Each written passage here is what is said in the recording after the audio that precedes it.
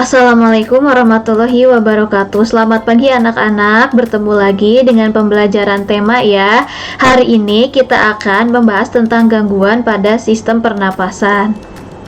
Nah, sebelumnya kita harus tahu dulu penyebab terjadinya gangguan pernapasan itu apa saja ya.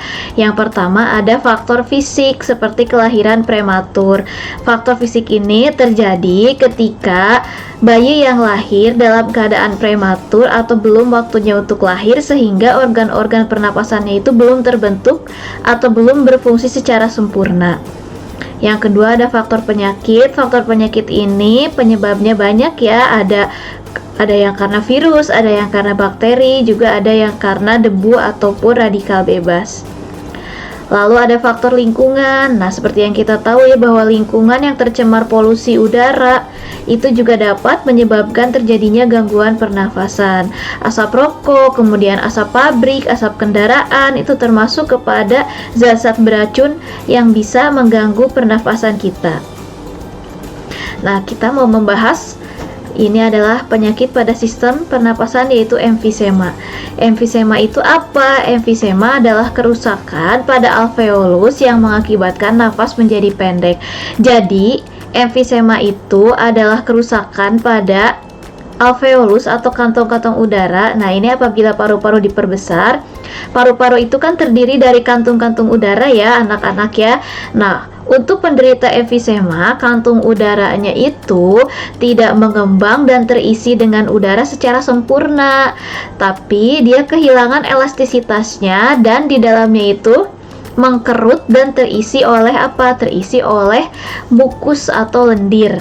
Nah, jadi untuk alveolus atau kantong udara yang terkena emfisema, dia kantong udaranya itu melemah dan dipenuhi oleh cairan lendir atau mukus. Nah, yang ini adalah alveolus yang terkena emfisema. Kalau yang ini alveolus yang normal yang terisi dengan udara.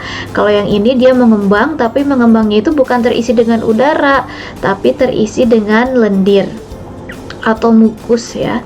Kemudian setelah emfisema ada asma. Nah, asma merupakan kelainan penyumbatan saluran pernapasan yang disebabkan oleh alergi, debu, bulu, atau perubahan cuaca.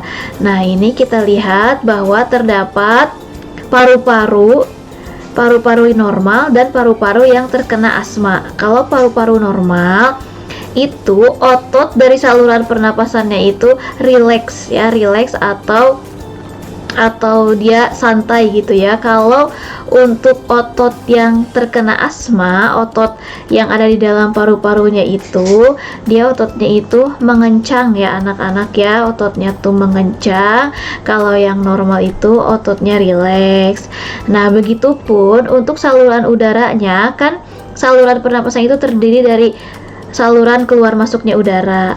Nah, untuk saluran pernafasannya atau keluar masuknya udara itu pada paru-paru normal, salurannya atau pipanya itu seperti ini ya. Nah, dia saluran pernafasannya itu besar, untuk lewat jalannya udara itu besar. Kemudian lapisannya juga normalnya seperti ini, dan mukus atau lendirnya juga tidak terlalu banyak untuk melapisi saja. Kalau untuk yang asma, itu ototnya tuh menegang, otot-otot paru-paru, otot-otot saluran pernapasannya itu menegang, dan terdapat juga lendir yang berlebihan atau cairan mukus yang berlebihan. Juga terdapat penebalan pada lapisan-lapisan dinding saluran pernapasan. Nah, ini untuk asma ya. Bu, bagaimana asma itu untuk mencegahnya atau untuk menanggulanginya? Kalau misalnya kita ada teman yang punya asma, hal yang pertama dilakukan adalah memberikan inhaler ya. Inhaler ini adalah obat yang kemudian obat ini bisa dimasukkan melalui saluran pernapasan, karena obat ini tuh dalam bentuk serbuk yang kemudian di sini diubah ke dalam bentuk gas sehingga bisa masuk ke dalam paru-paru dan bisa mengencerkan dahak-dahak atau mengencerkan lendir-lendir yang ada di dalam saluran pernafasan ini. Itu untuk asma ya anak-anaknya. Lalu ada kanker paru-paru. Nah, penyakit ini merupakan salah satu penyakit paling berbahaya. Sel-sel kanker pada paru-paru terus tumbuh tidak terkendali. Penyakit ini lama-kelamaan dapat menyerang seluruh tubuh. Salah satu pemicu kanker paru-paru adalah kebiasaan merokok. Jadi, tubuh kita itu terdiri atas ribuan sel ataupun jutaan sel ya, terdiri banyak sel, begitupun paru-paru. Nah, paru-paru juga mempunyai sel. Nah, untuk penderita paru-paru, selnya itu dia berkembang secara terus-menerus tanpa henti dan tidak terkontrol oleh tubuh. Sehingga sel-selnya ini bisa menjalar sampai ke seluruh tubuh. Bu, kenapa ya Bu ya ada kanker paru-paru? Nah, karena ada radikal bebas atau racun yang masuk ke dalam tubuh melalui kebiasaan merokok. Jadi untuk bahan-bahan seperti tar, nikotin, kemudian karbon monoksida yang ada di dalam rokok, asap rokok itu juga termasuk racun yang bisa mengaktifkan radikal bebas atau mengaktifkan sel-sel kanker ini agar dia tumbuh di paru-paru. Jadi anak-anak jangan mencoba-coba untuk membiasakan kebiasaan merokok ya, karena akan menyebabkan kanker paru-paru. Jadi yang kiri ini adalah contoh dari paru-paru yang sehat, dan yang kanan ini adalah contoh paru-paru yang terkena kanker. Jadi terdapat pertumbuhan sel yang tidak terkendali. Yang ini paru-paru yang sehat, yang ini early stage cancer atau kanker stadium awal, dan yang ini adalah kanker stadium akhir yang mana sel-sel kankernya ini sudah menjalar ke seluruh tubuh dan bisa melewati paru-paru, bisa ke bagian tubuh lain seperti lambung, ke ginjal, karena sel-sel kanker ini tumbuh secara tidak terkendali. Nah, setelah kanker paru-paru ada tuberkulosis atau TBC. Nah, TBC ini merupakan penyakit paru-paru yang disebabkan oleh bakteri Mycobacterium tuberculosis yang menimbulkan bintil-bintil pada dinding alveolus, menyebabkan sel-sel pada paru-paru mati dan penderitanya mengalami napas terengah-engah. Jadi untuk tuberkulosis ini dia menular atau dia disebabkan karena bakteri ya anak-anak ya. Bakterinya itu dapat menyebar melalui udara. Nah, tuberkulosis ini ketika menempel pada paru-paru, dia akan menginfeksi paru-paru atau menginfeksi alveolus sehingga terdapat flek atau bercak-bercak pada paru-paru. Nah, apabila sudah terdapat flek atau bercak-bercak seperti ini, sel-sel pada paru-parunya mati atau mengering. Nah, kalau sudah mengering atau mati, maka otomatis penderitanya itu akan mengalami napas terengah-engah.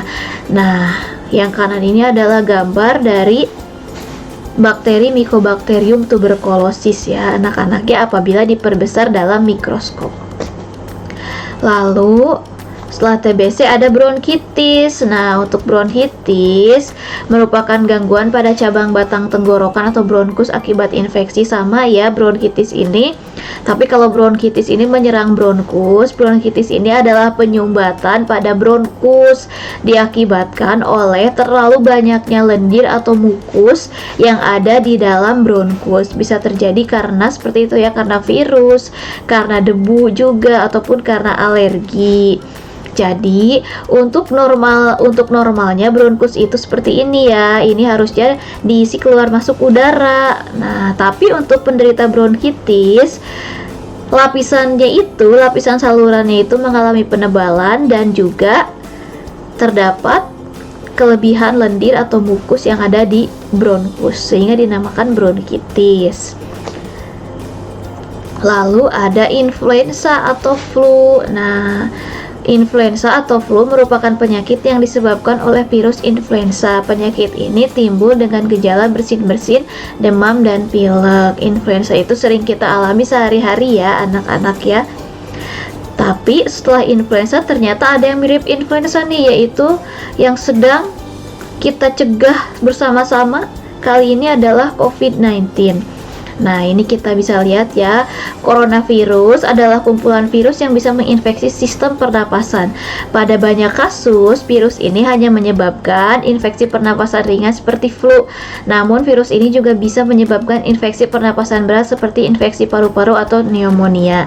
Jadi, virus COVID ini pada sebagian orang bisa hanya berupa gejalanya sama seperti flu ya anak-anak ya, seperti flu, hilang penciuman, demam, batuk.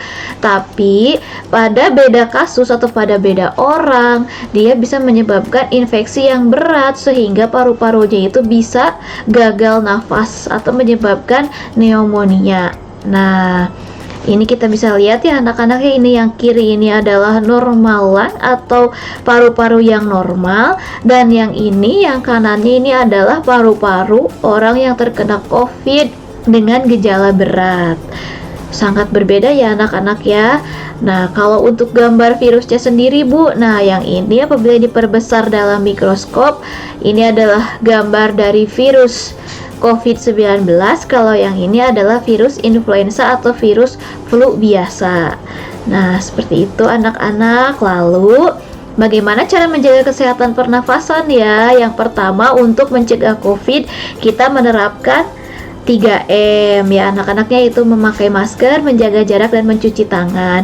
Ditambah lagi memakan makanan yang bergizi, kemudian istirahat yang cukup, lalu berolahraga secara teratur, dan nah, yang kita sedang alami akhir-akhir ini yaitu vaksin ya anak-anak ya. Jadi vaksin ini bisa dilihat ya, vaksin ini berfungsi untuk melatih sistem tubuh kita agar sistem tubuh kita itu mengenali patogen atau mengenali virus yang masuk, sehingga ketika virus masuk dia bisa melawan dan akhirnya virus tidak menginfeksi sel-sel tubuh lainnya.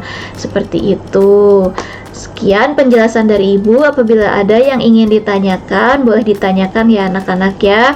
Terima kasih. Wassalamualaikum warahmatullahi wabarakatuh.